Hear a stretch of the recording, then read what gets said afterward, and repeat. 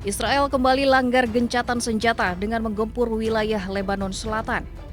Serangan Israel dilaporkan membunuh setidaknya 7 orang dalam waktu 24 jam terakhir. Militer Israel meluncurkan serangan udara dan merusak sebuah stadion di Bin Jebel, Lebanon. Jet tempur yang diduga milik militer Israel terbang di langit Lebanon sebelum akhirnya rudal menghancurkan sebuah distrik di Nabatiyeh. Ambulans membawa sejumlah korban ke Rumah Sakit Al-Najda Al-Sabiyah. Kantor Berita Nasional Lebanon melaporkan peringatan evakuasi yang diberikan Israel tak memberikan waktu kepada warga sipil untuk evakuasi. Zionis Israel terus melancarkan serangan udara ke 50 lokasi di Lebanon Selatan. Serangan udara Israel diklaim menargetkan infrastruktur yang diduga milik Hizbullah.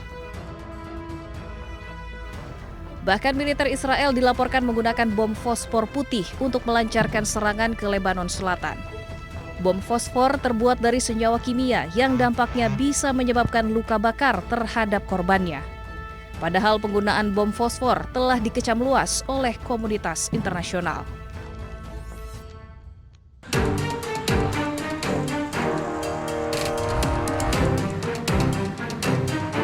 Israel terus meluncurkan serangannya ke Lebanon Selatan. Kali ini Israel mengklaim menyasar fasilitas militer milik Hizbullah.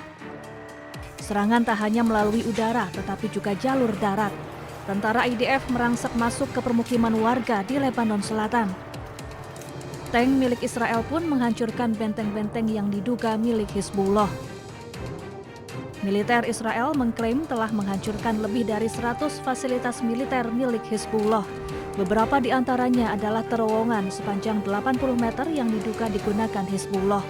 Pemerintah Lebanon sendiri telah meminta warga Lebanon Selatan untuk meninggalkan rumah mereka dan pindah sekitar 1 kilometer dari Lebanon Selatan. Sementara itu Israel berencana untuk menduduki zona penyangga seluas 10 kilometer di sepanjang perbatasan.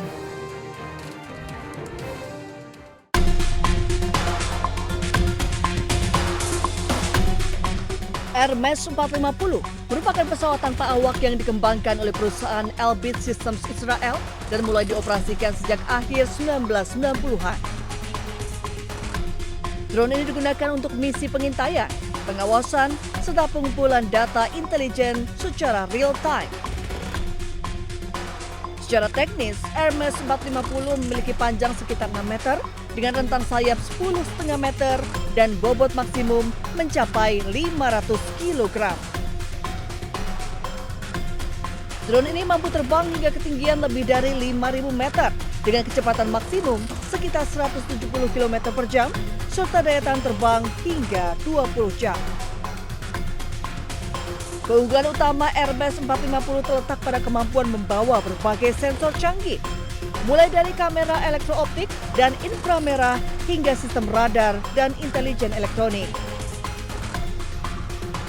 Total muatan yang dapat dibawa mencapai 180 kg. Drone ini telah digunakan secara luas oleh militer Israel dalam berbagai operasi termasuk jalur Gaza dan Perang Lebanon.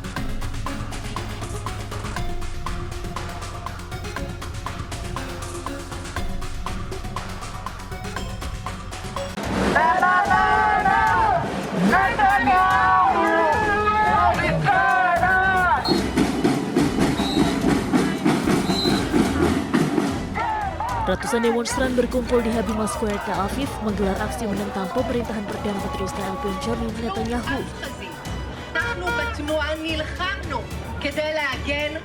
Para demonstran membawa bendera Israel dan meneriakkan slogan anti pemerintah.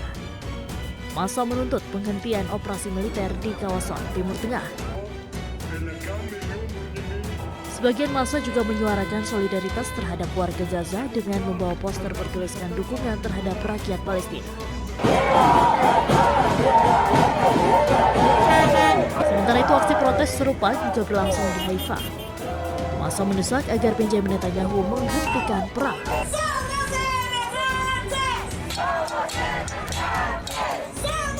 Gelombang protes juga terjadi di Washington DC, Amerika Serikat, bertepatan dengan momen May Day. Para demonstran turun ke jalan memprotes kebijakan pemerintah Amerika Serikat, termasuk keterlibatan Amerika Serikat dalam konflik dengan Iran. Massa membawa berbagai spanduk tuntutan penghentian perang serta menyerukan diakhirinya eskalasi konflik di Timur Tengah.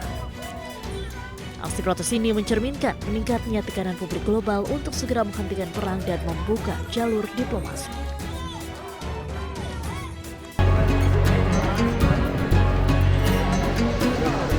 Jemaah haji tertua dari Indonesia, Marjono, yang berusia 103 tahun tiba di Bandara Internasional Amir Muhammad bin Abdul Aziz, Madinah pada Minggu sore waktu Arab Saudi. Mbah Marjono berasal dari daerah Karanganong, Siti Mulyo, Bantul. Dia tergabung dalam Kloter 9 Embarkasi Yogyakarta. Kedatangan Mbah Marjono disambut langsung oleh petugas haji daerah kerja bandara. Meski berumur lebih dari 1 abad, namun kondisi fisiknya cukup stabil. Mbah Mardiono menggunakan alat bantu dengar serta memerlukan suara lantang saat berkomunikasi. Mas Boni apa kok dengan pengen haji? Pengennya ibadah. Oh ibadah, Masya Allah. Jadi apa Mas Boni? Pengen nonton doa apa niki di haji? Iya. Doanya apa Mbak doanya? Ya, Doanya dengan apa niki? Haji doanya apa? tak niki dah. Pengen apa? Mboten pengen apa-apa. Pengen ngromi ibadah. Mbah Marjono harus dibopong ketika turun dan naik kursi roda. Sejumlah petugas pun sigap membantu Mbah Marjono dalam melaksanakan rangkaian ibadah haji tahun ini. Dari Madinah, Arab Saudi, Eti Juitasari, iNews melaporkan.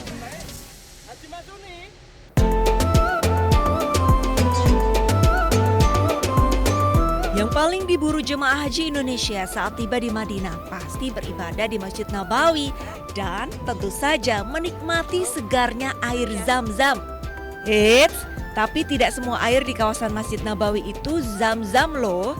Keran-keran yang menempel di pilar pelataran atau area wudhu luar itu isinya adalah air mineral biasa atau air olahan yang memang disediakan untuk umum.